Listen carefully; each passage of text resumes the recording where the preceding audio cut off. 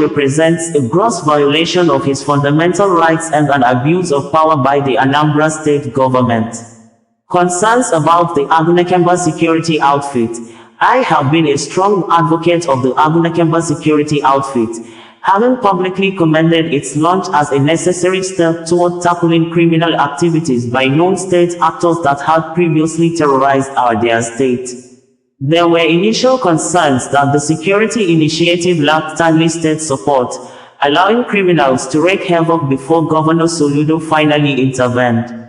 Now, with the 2025 Anambra gubernatorial election approaching, it appears that the goalpost is shifting, raising suspicions of political manipulation. Any attempt to use Agunekemba as a tool for silencing perceived political opponents will be roundly resisted by well-meaning Anambarians. Call for immediate and unconditional release. Given these troubling developments, I call on the Anambra State government to immediately and unconditionally release Chief Chidozia Nwangu.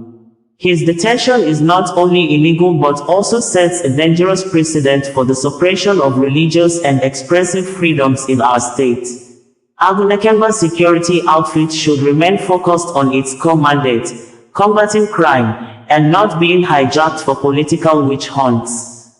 If the state government attempts to subvert its original purpose, the people of Anambra will resolutely reject such misdirection. Let wise counsel prevail, said and signed by Barrister Ifeanyi Ejiofor. Last year, Akwa Okuko Tiwaraki was kidnapped around 11:30 p.m. on Sunday, July 23, 2024 at his Triple P Hotel in Oba, Idemili North local government area of the state after the kidnappers shot dead two of his security guards. It was widely rumored that he paid between 200 and 300 million naira to regain his freedom with the help of his friends who apparently contributed the money as the kidnappers continued to scale up their demands. To draw the curtains close, Anambra State Commissioner of Police, Enage Obono Itam, while parading the suspects behind the abduction and killing of the Anambra State lawmaker, Justice Azuka, stated below in quote, "Good afternoon ladies and gentlemen of the press and happy new month to you all. Our interaction today is to highlight some of the notable breakthroughs recorded by the Anambra State Police Command on major incidents in the state within the period under review. Many of you are aware of the gruesome murder of Honorable Justice Azuka, the Honorable State House of Assembly member representing Onitsha North Constituency 1 in the Anambra State House of Assembly, who was abducted on the 24th of December 2024 in Onitsha. This serious incident motivated the command to go the extra mile in intelligence gathering and discreet investigation. In the early hours of the 6th of February 2025 at the Second Niger Bridge, the joint security team comprising of the police and AVG operatives on a mission to rescue the abducted Honorable State House of Assembly member representing Onitsha North, Honorable Azuka, his lifeless body was regrettably found at the scene. May his soul rest in perfect peace. Given the above on the same day, the command operatives in a joint operation with Anambra State vigilante operatives acting on intelligence-led information arrested 9 suspects actively involved in this unfortunate incident and recovered 2 pump-action guns. One of the suspects sustained a gunshot injury in his leg during a gun duel with the police operatives. The arrested suspects include Ugochukwu Onuora, aged 30 years, Ikemefuna Osai, aged 20 years, Ikena Orugu, aged 27 years, Chibuke Obifuna, aged 19 years, Chinonso Olisa, aged 19 years, Chinedu Okoli, aged 21 years, David Ojini, aged 25 years, and the most notorious of them, one Peter Sunday, aged 20 years, with a big tattoo inscription of No Peace 4D Government on his chest. The command operatives have also successfully arrested one Chidebere Nwosu, a kidnapped suspect in Uruagu, Nnewi, and neutralized some of his gang members that were involved in the attack of police personnel attached to the Rapid Response Squad after a successful arrest on the 3rd of October 2024. We have also neutralized more than 100 notorious criminals and successfully destroyed many criminal camps in Ufuma, Ezeowel, Achala, Obaru, and many other places in the state. I want to extend our gratitude to the Inspector General of Police, IGP Kayode Adeolu Egbetukun, for his guidance and overall support. Also appreciate the Executive Governor of Anambra State, Professor Chukwuma Charles Soludo, sister agencies, the media, residents of the state, Anambra State vigilante operatives, civil society groups, organizations and many others for their unflinching support within the nine months that I spent in the state as the Commissioner of Police in the light of the nation. Please be assured that the confidence reposed on the police and other security agencies for the protection of lives and properties of residents is not to be taken for granted. Thanks once again and may God bless us all. The Akunezemba and the Sasa. I am very, very, very happy. You people have made an State. Thank you, sir. Thank you, sir. You people have made an Thank you, sir. Thank you, sir. Thank you, sir. Professor Chukwuma Soludo will not forget this day. Yes, sir. Thank you, Speaker of Anambra State, House of Assembly, 8th Assembly will never forget this day. Amen. I'm telling you the gospel truth. You people have proved that you don't get in Anambra. We don't know where you people are. Yes. We don't know. But I'm telling you, we will all know you people. We will all get on us. You understand? When you were able to tell us everything that has to do with others, that's the only thing that will keep you. Okay? So we thank you. We need to move. And we are soon, we will come back. We will still come back here with you. Yes. And so that you will come and pack the person, the body remain. You will pack him. The way you people dropped him. Don't worry, don't worry. There is time for packing. There is time for packing. This is where we have our Honourable Justice Azoka, member representing Onitsha North. My brother, it's so unfortunate, but you can see, we don't know Anambra State, the government of Anambra State, House of Assembly, we have not been sleeping. The only thing is that we swore that whether you are dead or alive, we must get you. If your family don't meet you alive, they will meet your body remain. And today we have achieved a great success. We have nothing much to do. We will continue to hunt others. We must get all of you. Thank you. The video that is going viral. Yeah. It's not my page that post the video. And the law, you said you know about the law. Yeah. I hear about the law about OKI. I know they do since when I hear go to my page, you see nothing like that. Okay, you know you have already stopped it. Yeah, because if they say okay, they do this, okay, I just stop it.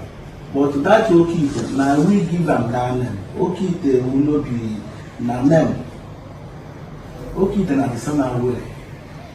But now because of that one, they're there for what? So, gentlemen, we are going to push for them.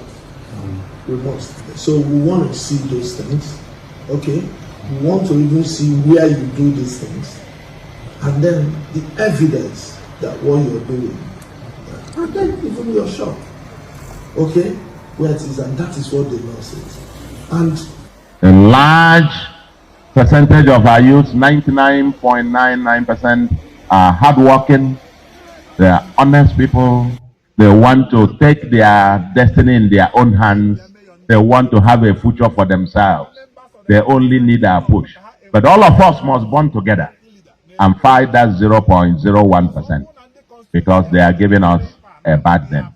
If you come out and surrender, we will devise special 1U2 skills for you, train you and empower you and reintegrate you into society. But if you fail to come out from there, I can tell you with the Agune Chamber and Operation Udogachi, we are coming after you. We are coming after you. We are coming after you. There will be no hiding place. They have to make a choice. And for us, we've chosen the path of enterprise, hard work, and integrity. For them, they choose now to be in the bush and come out to collect from those who have worked hard. We said that won't work. Not in Anambra, that will find somewhere else.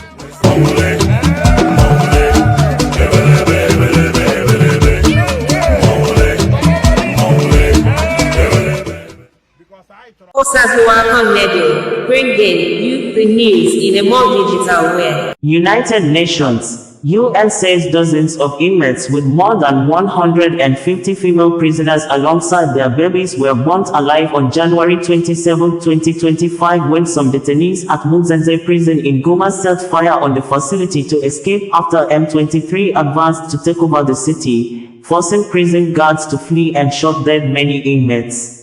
Videos posted online by local media showed UN staff recovering some of the bodies burnt beyond recognition at the female cells. One of the relatives of the burnt inmates said her mother was committed to the prison 2 years ago for stealing. She was able to recognize her mother's body, saying her mother had braided hair before the prison break, adding that the baby her mother had while inside the prison also died in the inferno.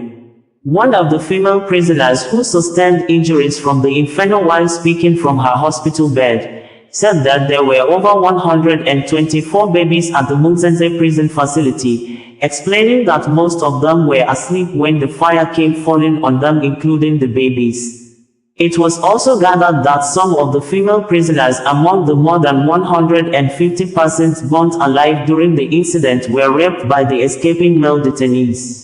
More than 4,000 detainees escaped as the M23 rebel alliance battled with Congolese forces over control of the city, CNN correspondent Salma Abdelaziz reported.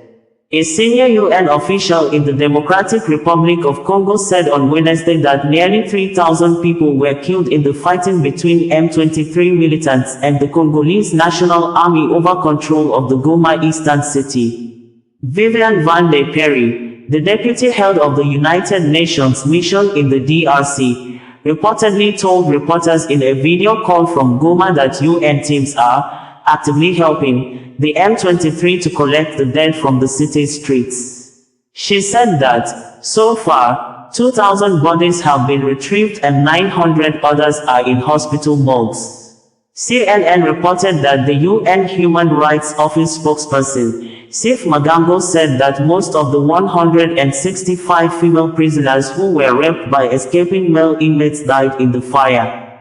CNN added that, between 9 and 13 female inmates, all of whom had also been raped, survived the blaze, Magango added, citing a judicial source in the DRC. We did not independently verify the judicial official's report ourselves, but we do consider his account to be credible, Magango told CNN Thursday. The male inmates, some of whom were killed by prison guards, plotted a mass escape on January 27 as the M23 rebel alliance battled with Congolese forces in Goma over control of the city, the UN-sponsored Radio Okapi reported Monday.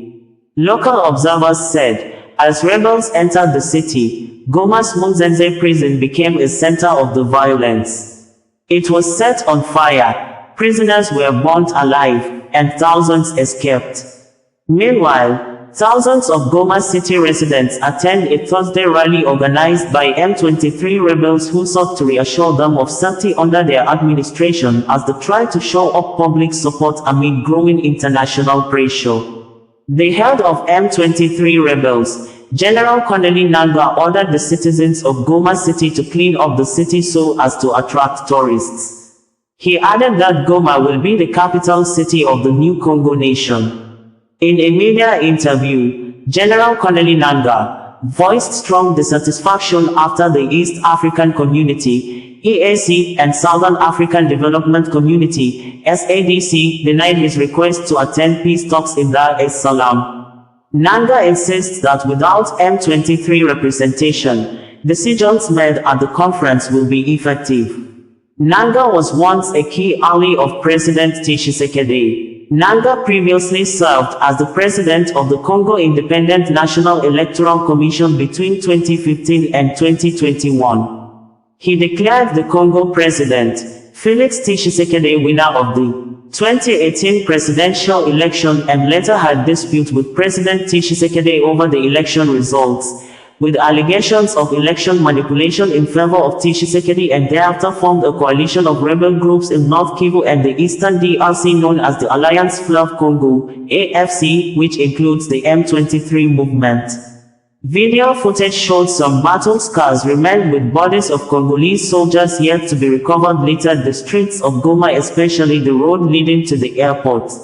CGTN Africa in an exclusive footage reported the aftermath of the battle in Goma with abandoned weapons and a blocked airport as M23 rebels tighten control still yet to be reopened. The remains of the South Africa soldiers killed in Goma have been transported from Goma across the Rwanda-DRC border. Local media reported that they crossed the La Corniche border post during the week with the United Nations facilitating the transportation. The remains were thereafter repatriated to South Africa by air from Uganda.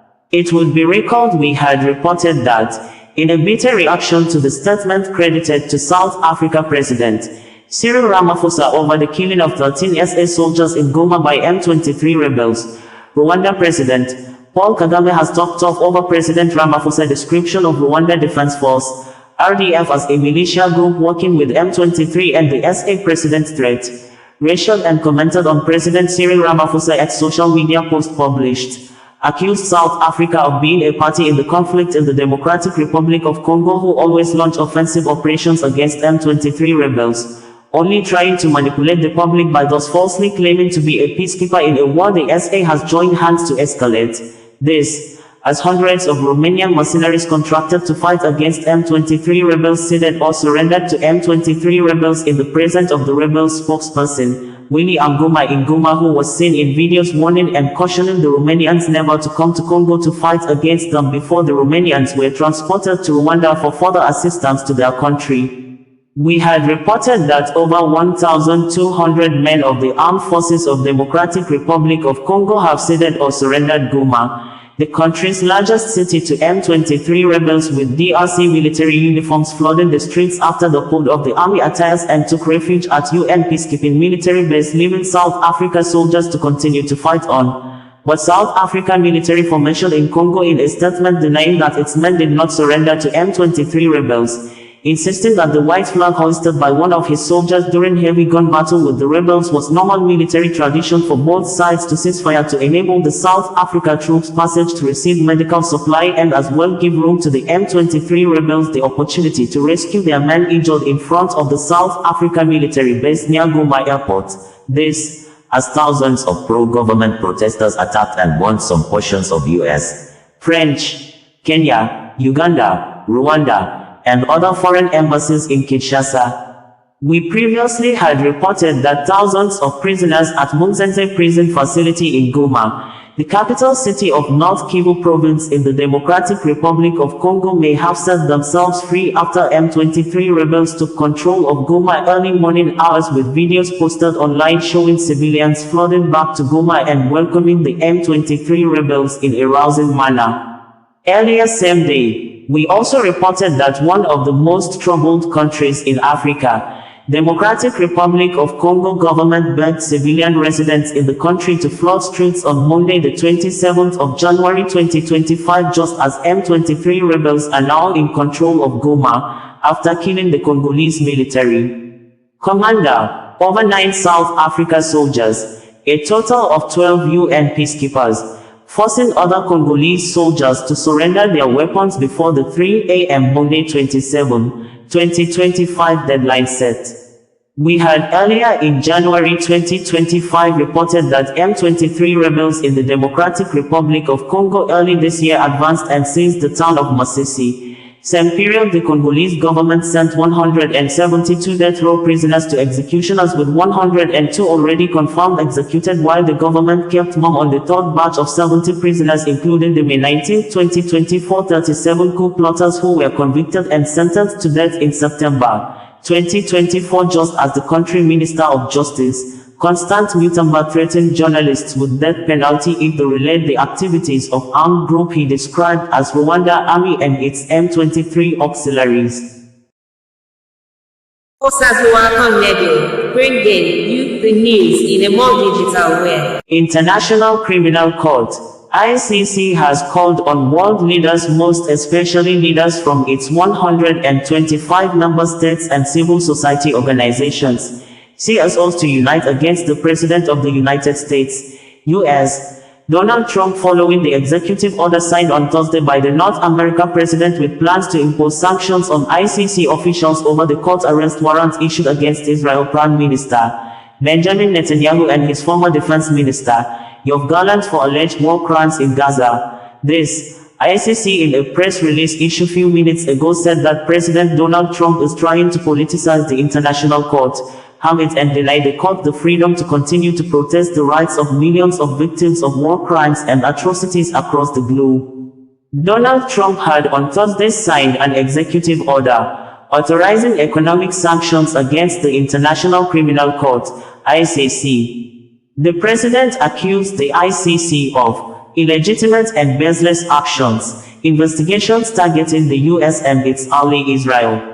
The Hague had abused its power by issuing an arrest warrant for the Israeli Prime Minister, Benjamin Netanyahu, according to a section of the executive order.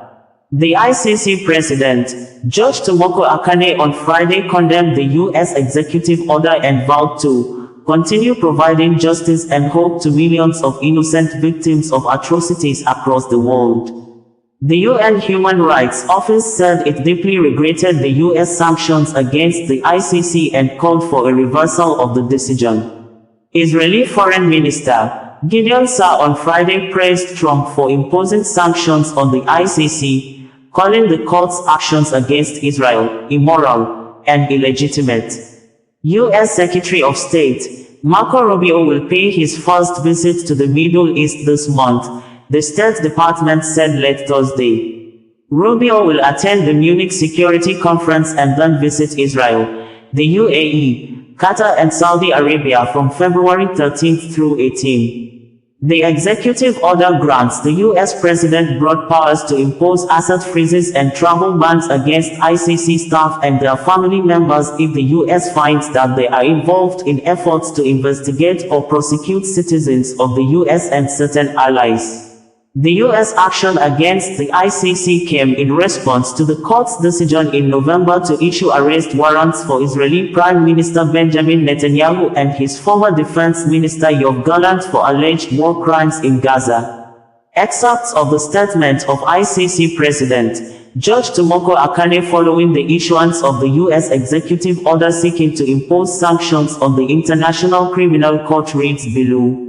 I note with deep regret the issuance by the United States of an executive order seeking to impose sanctions on the officials of the International Criminal Court, ICC, harm the court's independence and its impartiality and deprive millions of innocent victims of atrocities of justice and hope. The ICC is a judicial body which performs functions that align with the interests of the international community by enforcing and promoting universally recognized rules of international law, including the law of armed conflicts and human rights law. As atrocities continue to plague the globe affecting the lives of millions of innocent children, women and men, the court has become indispensable. It represents the most significant legacy of the immense suffering inflicted on civilians by the world wars, the Holocaust, genocides, violence, and persecutions. When most of the states of the world gathered to draft the Rome Statute, they made the dream of many women and men come true. Today, the ICC is dealing with proceedings arising from different situations across the world, in strict adherence to the provisions of the Rome Statute. The announced executive order is only the latest in a series of unprecedented and escalatory attacks aiming to undermine the court's ability to administer justice in all situations. Such threats and coercive measures constitute serious attacks against the court's state parties, the rule of law-based international order and millions of victims. The ICC and its officials from all over the world realize daily its judicial mandate to determine whether certain individual conducts, within its legitimate jurisdiction, give rise to responsibility for international crimes. We firmly reject any attempt to influence the independence and the impartiality of the court or to politicize our judicial function. We have and always will comply only with the law, under all circumstances. The ICC stands firmly by its personnel and pledges to continue providing justice and hope to millions of innocent victims of atrocities across the world, in all situations before it, in the sole interest of human dignity. I call upon all those who share the values enshrined in the statute to stand united in the court's defense.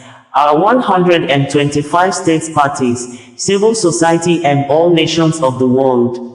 Osawaru bringing you the news in a more digital way. In what looked like damage control, the U.S. Press Secretary, Caroline Leavitt, on Wednesday held a press conference at the White House, trying to clarify the statements her principal, President Donald Trump, made in the previous day that the United States will take over the ownership of the land and rebuild Gaza Strip for people all over the world to settle as economic center, with the press secretary making apparent contradicting statements that Donald Trump only meant that Palestinians in Gaza would be transferred temporarily to Egypt, Jordan and other neighboring countries of humanitarian heart to enable the U.S. rebuild the city before the return of the Palestinian citizens, adding, the U.S. will not pay for the rebuilding of the city in the Middle East that have been in conflict with Israel for decades. According to the White House press secretary, Caroline Leavitt, President Donald Trump has not committed to putting boots on the ground in Gaza, and that the U.S. would not pay to rebuild it.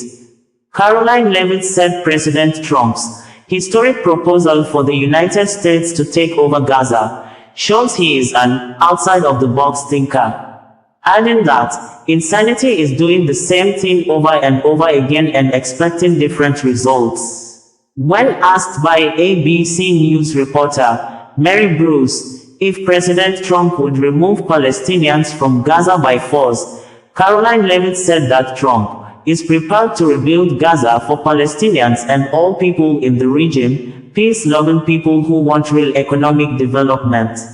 In a related development, the White House press secretary, Caroline Leavitt, said that 461 illegal immigrants, out of more than 8,000 that have been arrested, have been released from federal custody for several reasons, including lack of detention availability. Since Tuesday, U.S. officials have continued to defend President Donald Trump's plans that Palestinians in war-shattered Gaza should relocate to neighboring countries, saying the president was trying to look at the problem realistically, not imposing a solution. Some of the officials stressed that the U.S. wants to work with its Arab partners and Israel to come up with creative solutions to the challenge. 5 Arab foreign ministers and a senior Palestinian official sent a joint letter to U.S. Secretary of State Marco Rubio on Monday, opposing plans to displace Palestinians from Gaza, according to local media. Trump said the U.S. will be responsible for dismantling all of the dangerous, unexploded bombs and other weapons on the site, level the destroyed buildings and create economic development in the area. When asked who he envisions living in Gaza after it is rebuilt, Trump said, the world's people, including Palestinians. Local media reported on Wednesday that the White House faced backlash from U.S. lawmakers and allies who did not support the proposal, many saying Palestinians should be allowed to stay on their land and that it would make tensions in the region worse.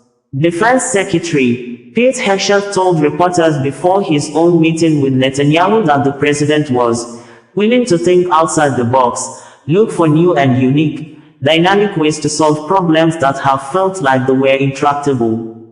We had earlier reported that, on Tuesday, President Donald Trump of the United States, U.S. apparently passed across 2 interesting messages during the press conference held at the White House with the visiting Israel Prime Minister, Benjamin Netanyahu, saying at first that Gaza is a symbol of death and destruction where the people who have been living in the Gaza Strip were living in a miserable existence, hence once rebuilt the people who have fought to keep the Gaza city shouldn't occupy the place again, calling on Egypt, Jordan and other countries of interest to build new domains or new settlements in the neighboring countries for the 1.8 million Palestinians that will be transferred out of Gaza. And by second statement, Trump said U.S. will take over the ownership of the land, rebuild and make Gaza an economic center for people from different parts of the world, including Palestinians, to occupy.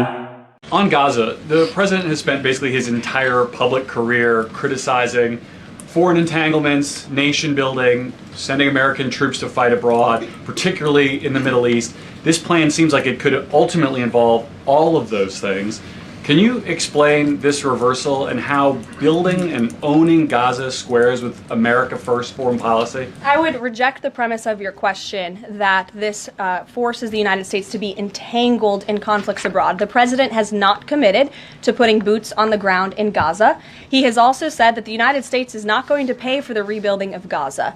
His administration is going to work with our partners in the region to reconstruct this region. And let me just take a step back here, because this is an out-of-the-box idea. That's who President Trump is. That's why the American people elected him. And his goal is lasting peace in the Middle East for all people in the region. And as I said in my opening remarks, we've had the same people pushing the same solutions to this problem for decades. And it's been made very clear to the president that the United States needs to be involved in this rebuilding effort to ensure stability in the region for all people. But that does not mean boots on the ground in Gaza. It does not mean American taxpayers will be funding this effort. It means Donald Trump, who is the best deal maker on the planet, is going to strike a deal with our partners in the region. He did not rule out American troops in Gaza last night. Are you doing that now? I am saying that the president has not committed to that just yet. He has not made that commitment, and you know that. And on the foreign partners, the Jordanians, the Egyptians, the Saudis have already panned this plan. What foreign partners, if any, have expressed any interest in being part of it? Well, the president has said he's been socialing this idea for quite some time. He's been thinking about this. He said in his remarks last night, this was not a decision or an announcement that he takes lightly. And the president has already spoken to the President al-Sisi. In fact, that was his first foreign leader call. He's meeting with the King of Jordan, King Abdullah, next week. He spoke with the King of Bahrain. He spoke with the Crown Prince of Saudi Arabia. And he has made it very clear, he's been very vocal, that he expects our partners in the region, particularly Egypt and Jordan, to accept Palestinian refugees temporarily so that we can rebuild their home. I'd like to show you some images of Gaza that were taken. Fox News aired this. I mean, that is, as they put it, an apocalyptic scene in Gaza. This is an uninhabitable place for human beings. Do you really think that families can live their dream in a region that looks like this, with no running water, no electricity? And the special envoy to the president, Steve Witkoff, recently traveled to Gaza, as you all know. And he came back with images that he showed the president of the dire situation here. And the president made this decision with a humanitarian heart for all people in the region. The president and you here again today have made clear, given the devastation, you think Palestinians have no choice but to leave Gaza and go elsewhere. But Palestinians say this is their home. They don't want to go. The president last night said he's willing to use the military if necessary. Is the U.S. prepared to remove Palestinians from Gaza by force? The president is prepared to rebuild Gaza for Palestinians and all people in the region, peace-loving people who want real economic development and opportunity in the region. This is a region that has been controlled by Iranian-backed terrorists, Hamas, who have brutalized not just Israelis but Palestinians too. It is because of Hamas that you see those images on that screen, that Gaza has become a demolition site, because Hamas launched that brutal attack on Israel on October the 7th. And so again, I would stress, President Trump wants to ensure that this can be a place where all people can live in peace. He is a peacemaker in chief. He made that very clear in his first term. And as for how that will be accomplished, the president and his team are talking with our allies in the region to consider next steps. But should the American people be prepared to see U.S. military on the ground fighting a ground war against Hamas? Again, the president has not committed to U.S. troops in the region. But it is an option. I have said that the president has not committed to that yet. Osawaru, bringing you the news in a more digital way. On Tuesday, President Donald Trump of the United States, U.S. apparently passed across two interesting messages during the press conference held at the White House with the visiting Israel Prime Minister, Benjamin Netanyahu, saying at first that Gaza is a symbol of death and destruction, where the people who have been living in the Gaza Strip were living in a miserable existence. Hence, once rebuilt, the people who have fought to keep the Gaza city shouldn't occupy the place again, calling on Egypt, Jordan and other countries of interest to build new domains or new settlements in the neighboring countries for the 1.8 million Palestinians that will be transferred out of Gaza, and by second statement, Trump said US will take over the ownership of the land, rebuild and make Gaza an economic center for people from different parts of the world, including Palestinians, to occupy.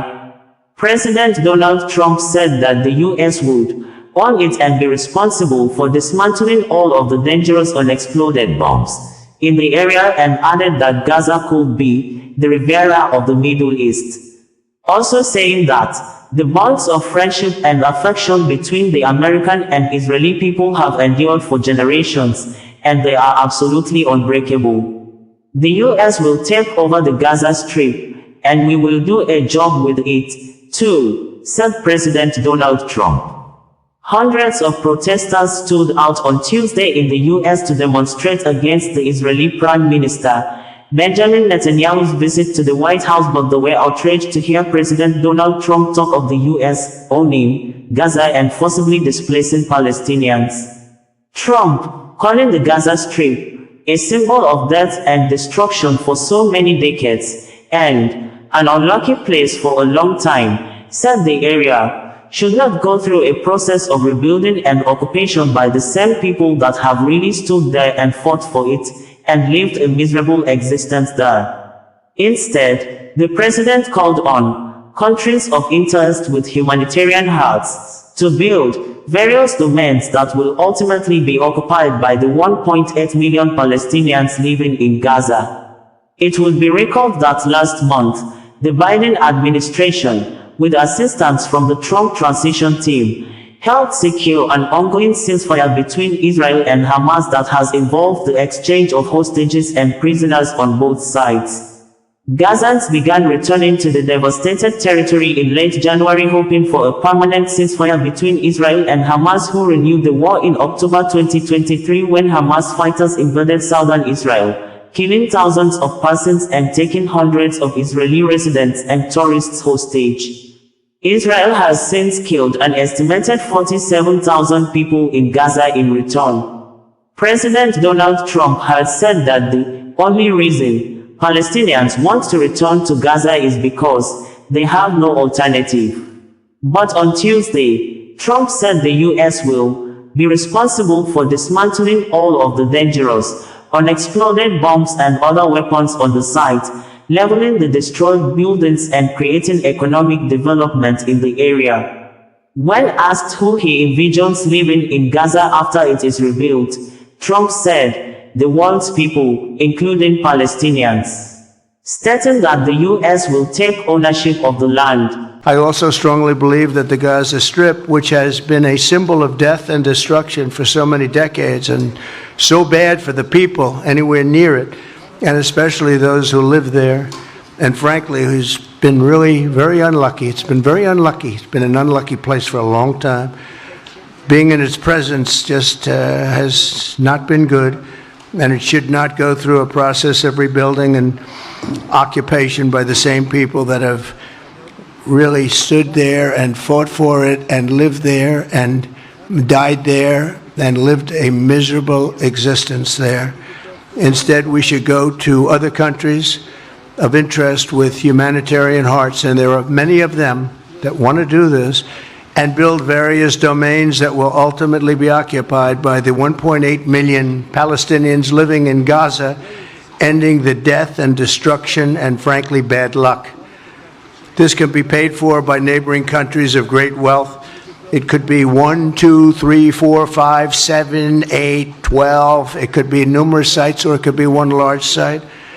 But the people will be able to live in comfort and peace, and we'll make sure something really spectacular is done. They're going to have peace. They're not going to be shot at and killed and destroyed like this civilization of wonderful people has had to endure. The only reason the Palestinians want to go back to Gaza is they have no alternative. It's right now a demolition site. This is just a demolition site. Virtually every building is down. They're living under fallen concrete that's very dangerous and very precarious. They instead can occupy all of a beautiful area with homes and safety, and they can live out their lives in peace and harmony instead of having to go back and do it again. The U.S. will take over the Gaza Strip, and we will do a job with it, too.